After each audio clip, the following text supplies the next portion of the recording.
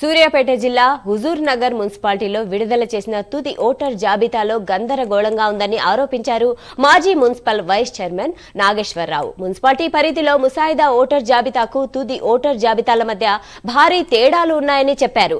ఇలాంటి అప్లికేషన్లు లేకుండా ఓటర్ల పేరును ఒక వార్డు నుంచి మరో వార్డుకు మార్చడం పూర్తిగా అన్యాయమని మండిపడ్డారు. 30 నుంచి 40 సంవత్సరాలుగా ఇదే ప్రాంతంలో నివసిస్తున్న ఓటర్లను కూడా వేరే వార్డులకు తరలించాలని ఆరోపించారు. ఈ తరహా మార్పులు ప్రజల ఓటు హక్కుతో పాటు ప్రజాస్వామ్య వ్యవస్థపై నమ్మకాన్ని దెబ్బతీస్తున్నాయని మండిపడ్డారు. ఓటర్ల నిర్ణయంతో సంబంధం లేకుండా అధికారులు ఏకపక్షంగా నిర్ణయాలు తీసుకోవడం ప్రజాస్వామ్యానికి ప్రమాదకరమని చెప్పారు. ఓటర్ జాబితాల్లో జరిగిన అక్రమ మార్పులను తక్షణమే సవరించాలని డిమాండ్ చేశారు నాగేశ్వరరావు. పాత వార్డులో ఉన్నట్టు బౌండరీలనే ఆధారంగా చేసుకొని ఓటర్ లిస్ట్ తయారు చేస్తాం.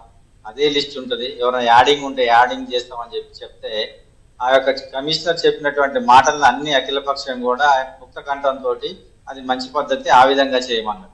కానీ ఈరోజు దానికి భిన్నంగా ముసాయిదాకి ఇచ్చినటువంటి ఓటర్ లిస్టుకు భిన్నంగా ఈరోజు ఓటర్ లిస్ట్ వచ్చింది. ఏ ఓటు ఎక్కడుందో అని చెప్పి ప్రజలు తీవ్రమైన ఆందోళన ఉన్నారు.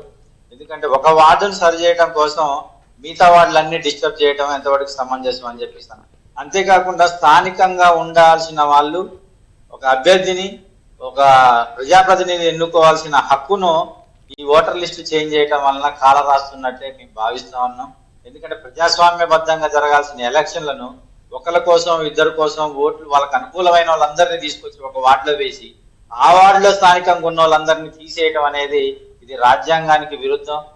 వాళ్ళ హక్కుల్ని కాలరాయటం అవుతుంది. కాబట్టి ఈ సందర్భంగా కమిషన్ డిమాండ్ చేశాం. పాత ఓటర్ లిస్ట్